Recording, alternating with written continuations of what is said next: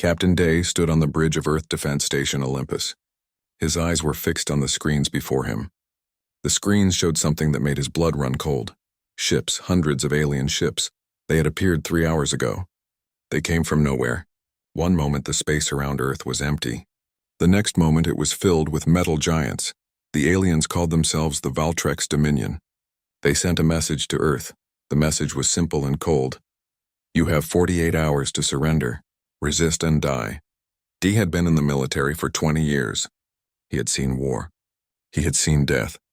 But he had never seen anything like this. The Valtrex fleet was massive.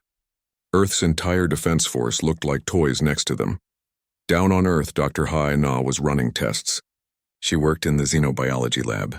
Her job was to study alien life, but she never thought she would study aliens that wanted to kill humanity. Look at this, she said to her team. On her screen was data from the alien ships. Their shields are incredible. Our weapons barely touch them. Her assistant looked worried. Can we beat them? Hyena did not answer.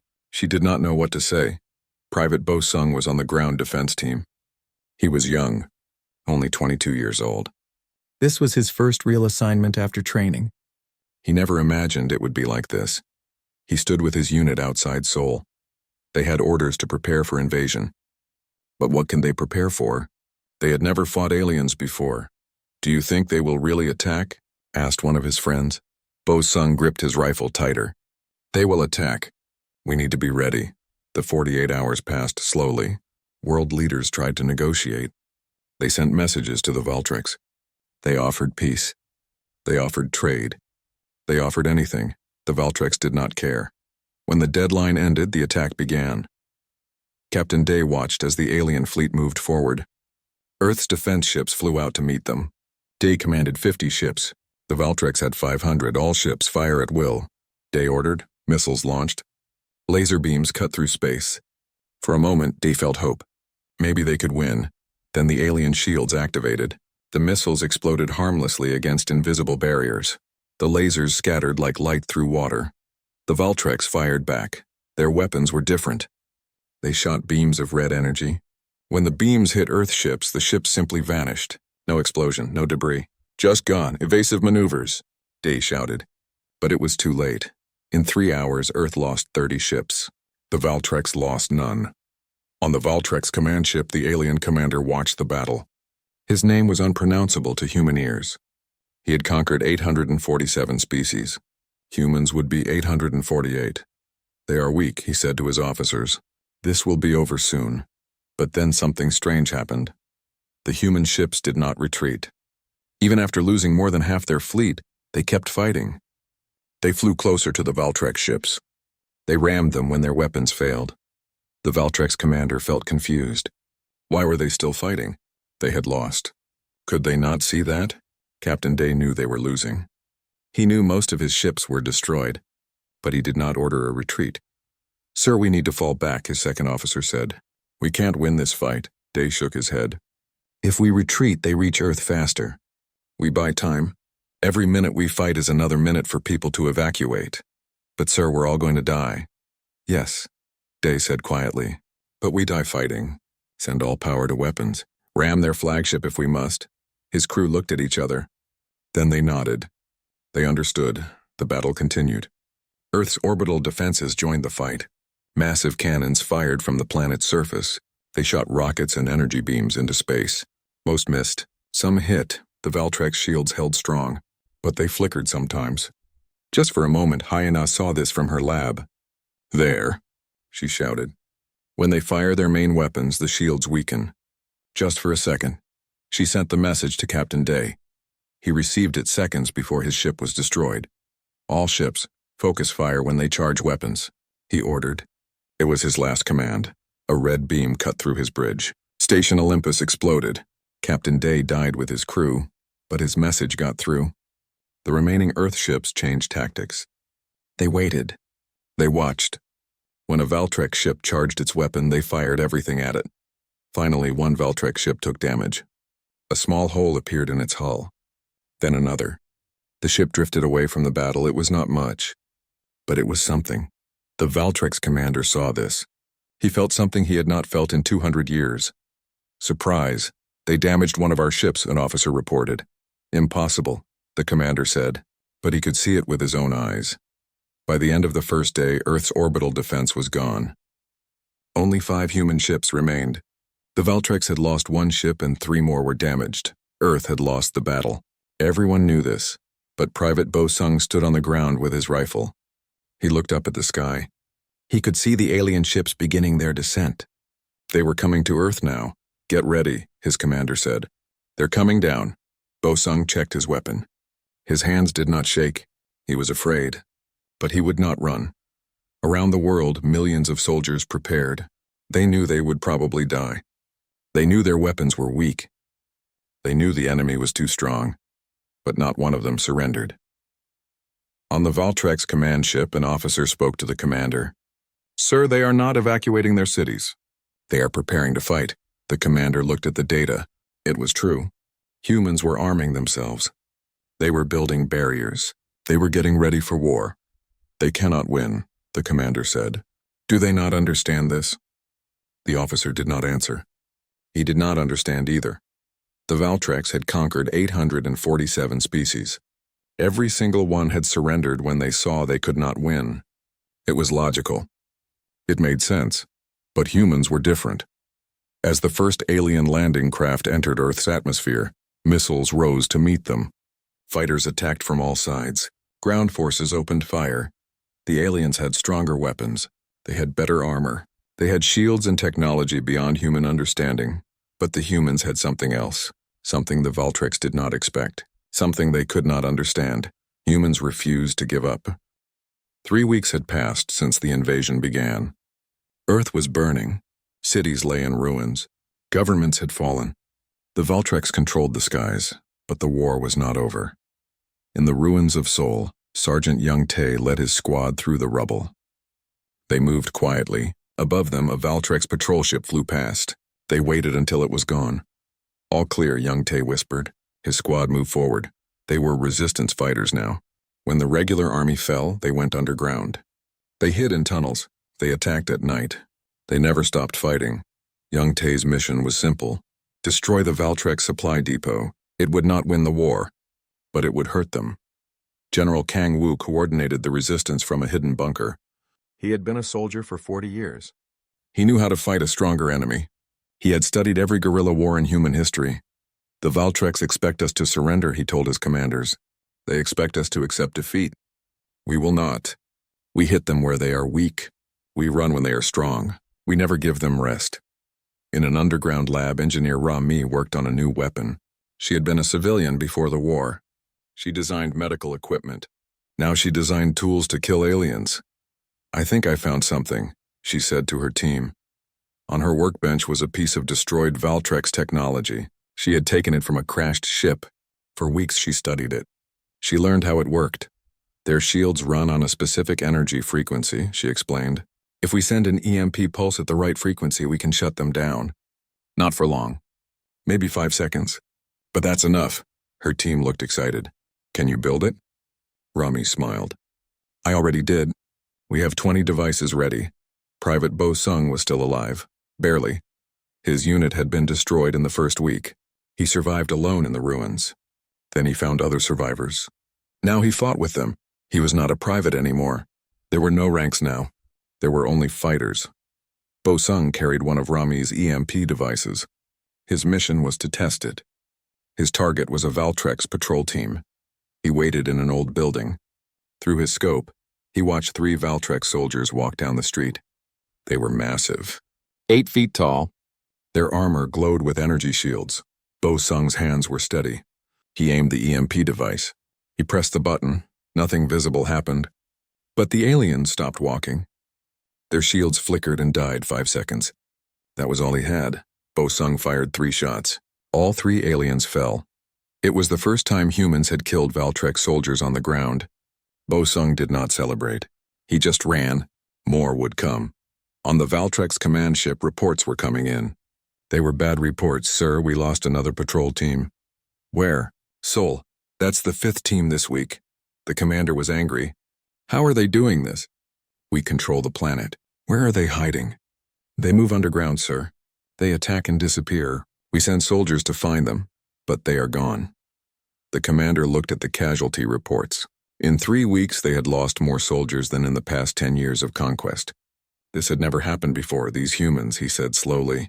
They do not know when they are defeated. Sergeant Young-tae reached the supply depot. It was heavily guarded. 20 Valtrex soldiers patrolled outside. Inside were weapons, fuel, and food. His squad had 12 people. They had old rifles and homemade explosives. They had no chance in a direct fight, so they did not fight directly. Young-tae had 3 drones. They were small civilian drones, the kind people use for photography. But Rami had modified them. Now they carried explosives. Send them in, Young-tae ordered. The drones flew silently through the dark. They were too small for the alien sensors to detect. They flew through an open window. They found the fuel storage area. Young-tae pressed the button. The explosion lit up the night sky. The supply depot erupted in flames. Valtrex soldiers ran in confusion. They searched for attackers, but Young-tae's squad was already gone. This happened again and again. Every day brought new attacks. Bridges exploded. Patrols disappeared. Supply lines were cut. The Valtrex sent more soldiers, but more soldiers needed more supplies, and humans kept destroying the supplies. In space, something unexpected happened. Captain Day was alive, his ship had exploded. Everyone thought he died, but at the last second he escaped in a pod. The pod drifted in space for days.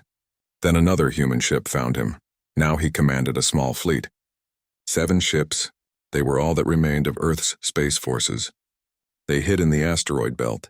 They launched surprise attacks on Valtrex supply ships. Hit and run, Day told his crews. We cannot win a direct fight, so we do not fight directly. We strike when they are weak. We hide when they are strong. His tactics worked. The Valtrex sent warships to hunt him, but Day knew the asteroid field better. He led them into traps. He used the rocks as cover. 1 month after the invasion, the Valtrex held a meeting. Their leaders discussed the human problem. We control their planet, one leader said. Their military is destroyed. Their cities are ruins. Why do they still fight? They are irrational, another said. They cannot win. Do they not see this? The commander from Earth spoke. I have studied 847 species.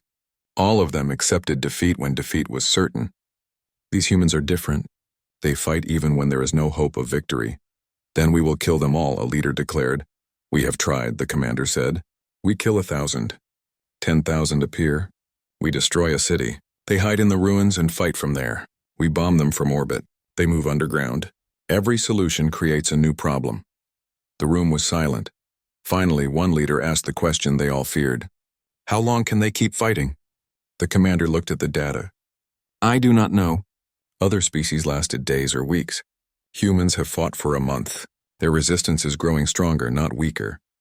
On Earth, General Kang Wu received a message from Mars colony. General, we are still fighting. The Valtrex control the cities, but we control the underground tunnels. We are ready to resist, Kang Wu smiled. Mars was 2 months from Earth by ship. If Mars was fighting, it meant humans everywhere were fighting. He sent a reply. Keep fighting. Never surrender. Every day we resist is a victory. Dr. Hai Na worked in the ruins of her old lab. She still studied the aliens, but now she studied how to kill them. I found something important, she told Rami.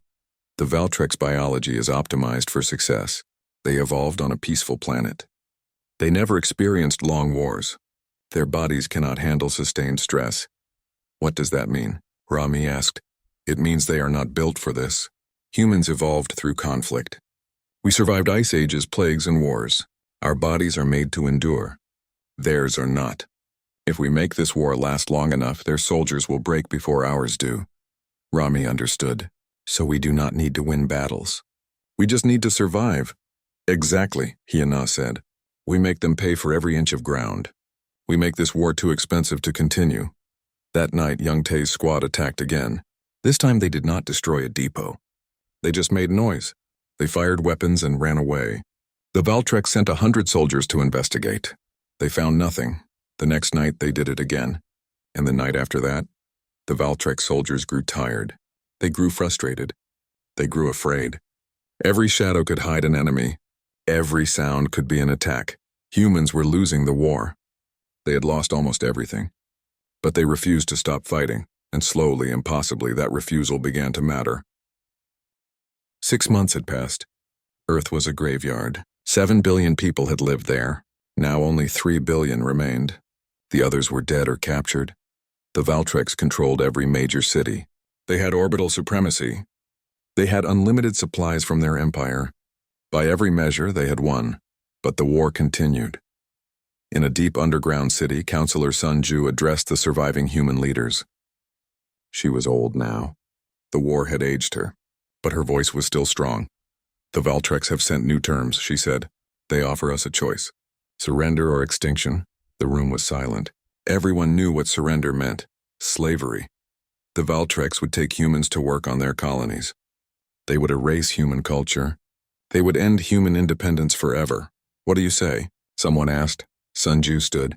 She walked to the communications console. She opened a channel to every human settlement on Earth, Mars, the Moon, and the outer colonies. This is Counselor Sun Ju, she began. I speak for all free humans. The Valtrex demand our surrender. They say we must submit or die. She paused. Then she continued. We have fought for 6 months. We have lost billions. We have lost our homes. We have lost everything except one thing, our freedom, and that we will never surrender. Her voice grew stronger. Tell the Valtrex this. We die free. Every man, woman, and child. We will fight until the last of us falls. We will make them pay for every life they take. We will haunt them. We will hurt them. We will never stop. Across human space, millions heard her words, and they cheered. On the Valtrex command ship, the aliens listened to the broadcast. They did not understand. Why do they choose death? An officer asked. Death makes no sense. Surrender and life is better than death. The commander did not answer. He was beginning to understand something. Humans did not think like other species. To them, some things were worse than death. Dr. Hyena had made a breakthrough. She had been studying Valtrex prisoners. She found their weakness. They have never fought an enemy that refused to quit, she explained to General Kang Wu. Every species they conquered surrendered when victory became impossible. It is logical. It is rational. But we do not surrender, Kang Wu said. Exactly, and it breaks them psychologically. Their soldiers expect us to give up. When we do not, they do not know how to handle it. They start to fear us. They start to question their purpose, Kang Wu smiled grimly. Good, fear is a weapon too. He called his commanders together. We launch Operation Last Stand. Simultaneous attacks on 40 Valtrex positions. We will lose most of our forces, but we will show them we can still hurt them. One commander objected. General, if we commit all our forces, we will have nothing left. We have nothing now, Kang Wu replied. But if we hurt them badly enough, maybe we can force them to leave. It was a desperate plan. But desperate was all they had left. Pilot Huan Xiok prepared for his mission. He flew an experimental fighter. It was built from scrapped human technology and stolen Valtrex parts. It was unstable. It might explode at any moment, but it was fast. And it had one advantage. The Valtrex sensors could not track it properly. His mission was simple. Fly to the Valtrex flagship. Crash into the bridge. Kill the commander. It was a suicide mission. Huan Xiok knew this. He volunteered anyway. Why? His mechanic had asked him. Why throw your life away? Huan Xiok had smiled. Because if I do not, who will? Someone must strike back. Someone must show them we are not finished. Now he sat in his cockpit. He launched from a hidden base on the moon. His fighter shot toward Earth orbit. The Valtrex detected him. They sent interceptors. Huan Xiok dodged them. His fighter was small and quick. He weaved through their fire. He reached the flagship. Defensive weapons fired at him. Explosions filled space around him. But he kept flying. For Earth, he whispered. For humanity. He flew straight at the bridge. On the bridge, the Valtrex commander saw the fighter coming. He ordered evasive action. But the flagship was too large. Too slow. Huan Xiok's fighter hit the bridge at full speed. The explosion destroyed the bridge. The commander died. 30 officers died with him. The flagship lost control and drifted away from Earth. Across human space, people cheered. One man had hurt the enemy more than 1,000 soldiers. One sacrifice had shown the Valtrex that humans would never stop fighting. That same day, Operation Last Stand began. 40 human forces attacked 40 Valtrex positions. The attacks were coordinated. They happened at the same moment. Bo Sung led one attack. He had survived 6 months of war. He was not young anymore. War had made him hard. His target was a Valtrex command post. 20 fighters attacked with him. They used EMP weapons to drop the shields. Then they fired everything they had. The command post fell, but only 5 fighters survived. Fosung was one of them. Young Tae's squad attacked a supply convoy. They destroyed 12 trucks. They killed 30 aliens, but young Tae died in the attack. He died fighting. Rami led an attack on a Valtrex research facility. She wanted to steal their technology. Her team succeeded. They took data and equipment, but Rami was wounded. She died later that day. Across Earth, similar stories played out. Humans attacked. They killed aliens. They destroyed equipment, and they died. Operation Last Stand cost 3,000 human lives, but it killed 500 Valtrex soldiers. It destroyed 20 installations, and it sent a message. Humans would never surrender. In the Valtrex Empire, news of the attack spread. Other conquered species heard about it. They heard about humans who fought beyond defeat. They heard about a species that refused to accept the impossible, and they started to wonder, if humans could resist, could they resist too? The new Valtrex commander looked at the reports. The flagship was destroyed, 500 soldiers dead, 20 installations damaged or destroyed, and human resistance showed no sign of weakening. How is this possible? He asked. We have killed billions. We control their planet. We have every advantage. Why do they still fight? An advisor spoke carefully. Sir, I have studied human history. They have a saying, I would rather die standing than live kneeling. I think this explains their behavior. The commander did not understand, but he was starting to feel something new, something the Valtrex rarely felt, doubt. He sent a message to the Valtrex High Council. Request reinforcements. The human situation is not resolved. The council was shocked. Not resolved? You have been there for 6 months. You have unlimited resources. How can you not defeat one species? The commander replied honestly. Because they refuse to be defeated. We kill them by the thousands. More appear. We destroy their cities. They hide in ruins. We bomb them from space. They move underground. We have never faced an enemy like this. There was a long silence. Finally, the council responded. You will receive reinforcements. But understand this. If humans inspire other species to rebel, our entire empire is at risk. This situation must be contained. The commander understood. The Valtrex Empire was built on fear and superiority. If humans showed that resistance was possible, everything would collapse. He had 2 choices, genocide or withdrawal. In the underground city, General Kang Wu received reports of Operation Last Stand.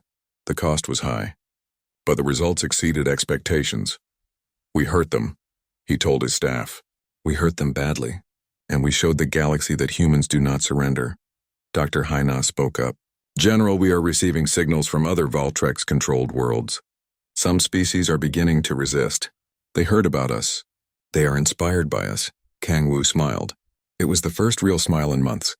Then we have already won. How? Someone asked. We are still losing.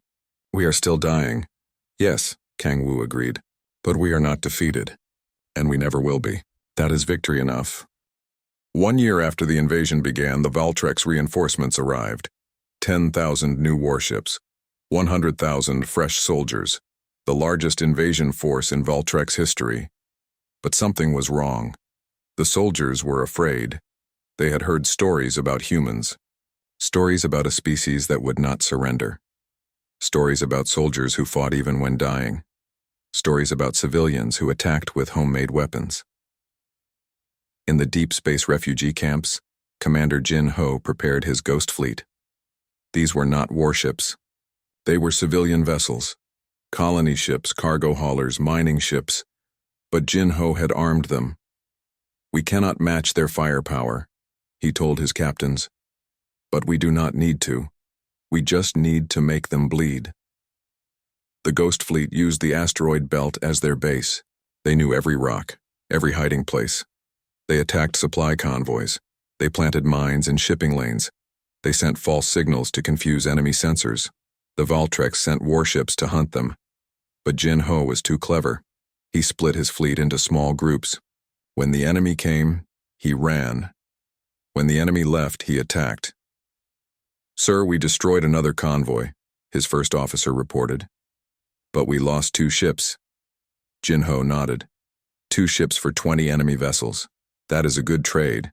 On Earth, medic Yunhai ran a field hospital in the ruins. She had been a doctor before the war.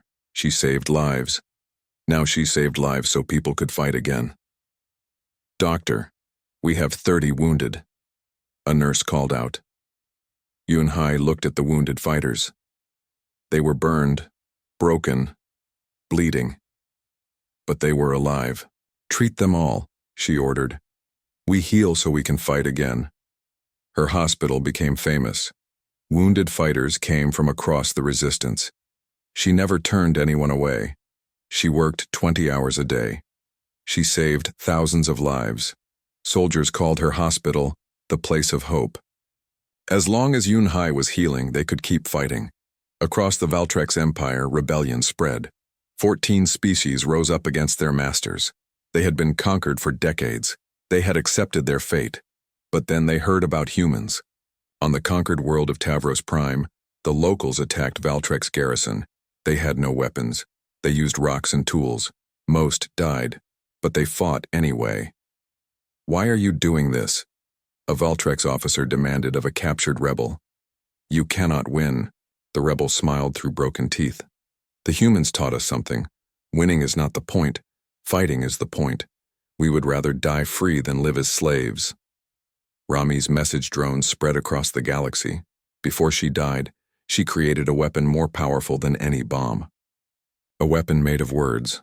The drones broadcast human resistance. They showed videos of humans fighting. They told stories of sacrifice. They shared one simple message. Never surrender. Never give up. Make them pay for every inch. Make them regret ever coming here. The message spread like fire. Species that had been quiet for years suddenly remembered their anger. They remembered their pride. They remembered their desire for freedom. Bo Sung was now a sergeant. He had trained 50 new fighters. Most were civilians before the war. Now they were soldiers. Listen carefully, he told them. You are going to die. Maybe today. Maybe tomorrow. Accept this now. But before you die, you will hurt them. You will make them bleed. You will show them that humans do not break. One young fighter raised his hand. Sergeant, do you think we can win? Bo Sung thought about this. Win? Maybe not. But we can make them wish they never invaded. We can make this so painful that they leave. That is victory enough. His squad attacked a Valtrex patrol that night. The aliens had better weapons, better armor, better technology. But Bo Sung's fighters had something else. They had nothing to lose.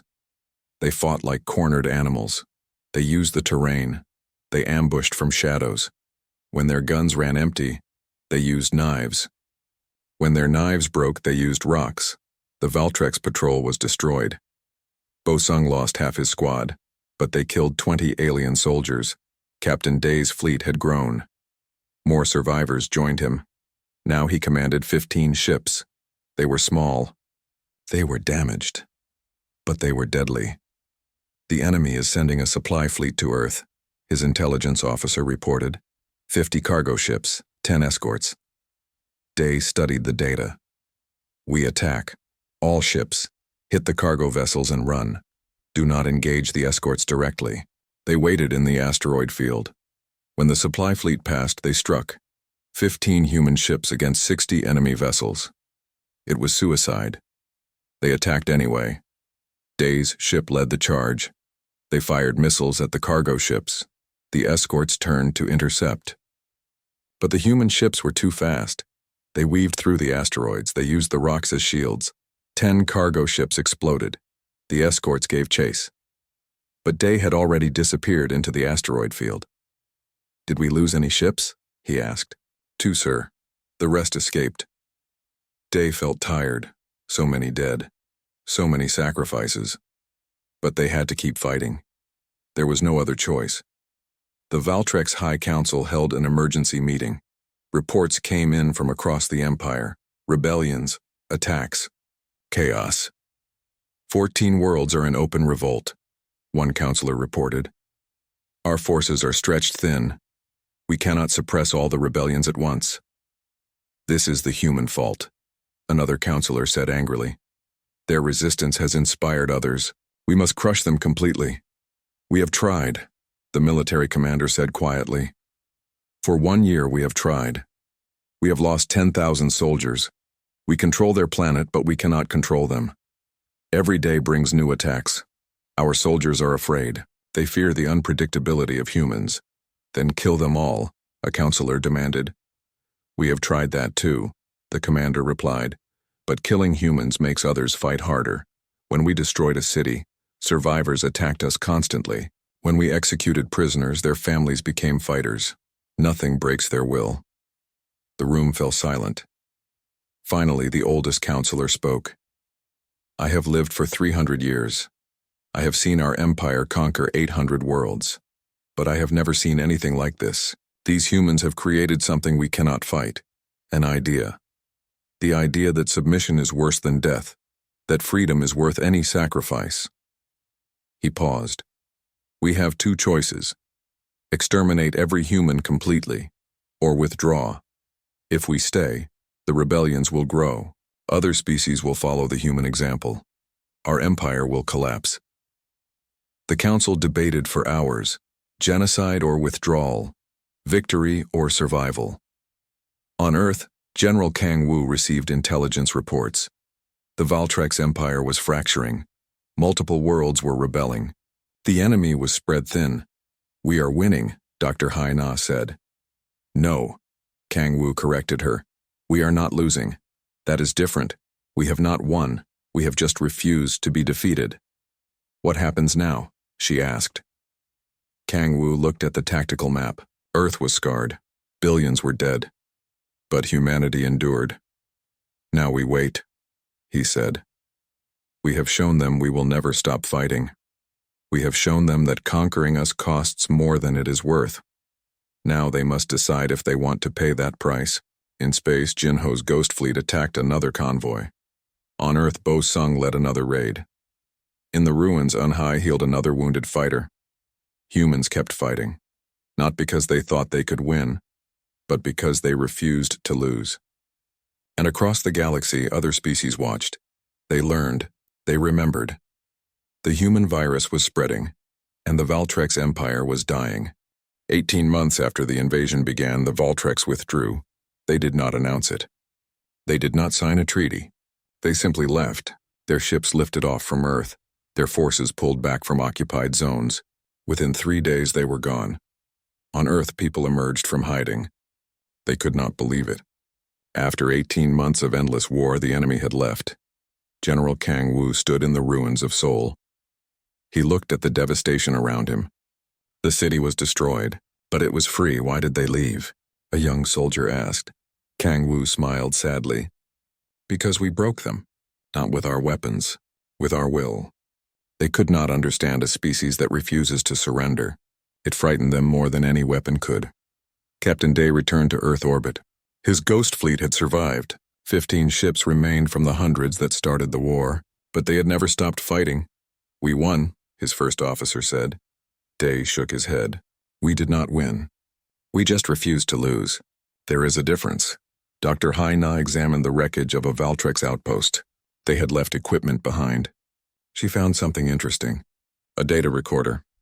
General, you need to see this, she called to Kang Wu. They played the recording. It was from the Valtrex commander. He had made it before leaving Earth. The alien's voice was tired. Defeated.